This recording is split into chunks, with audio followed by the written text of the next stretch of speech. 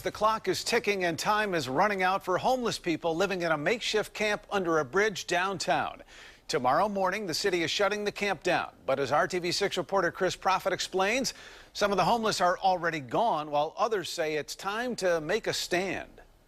The city's given notice to the people at this homeless camp to get their belongings and to be out of here on Monday or face the possibility of arrest. On Sunday, the thought of leaving the home he's known for a year weighs on the man known as Carolina. They're going to do what they say they're going to do. That's why I moved half of my stuff. I'm going to stay around, see what's going to happen. I moved half of my stuff just in case we do go to jail. I think it shouldn't have to come down to it. IMPD served an eviction notice on Tuesday to the 67 people living in the controversial camp. On Sunday, several people were packing up and leaving before they're forced out.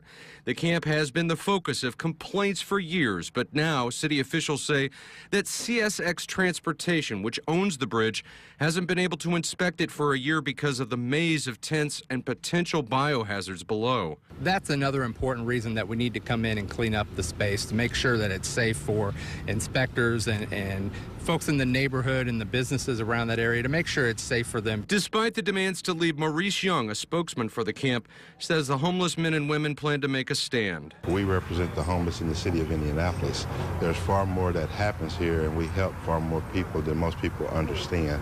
So I think it's important that we make this stand, because in the past it's always been this game of hide the homeless, and I think we need to make a stand, and that needs to come to an end. The homeless here aren't sure where they're going to go next, but their hope is that something can be worked out with the city to allow this camp to stay. Chris Prophet, RTV6. Homeless organizations know about Monday's eviction, and some say it's an opportunity to get people off the streets and into the services that they need.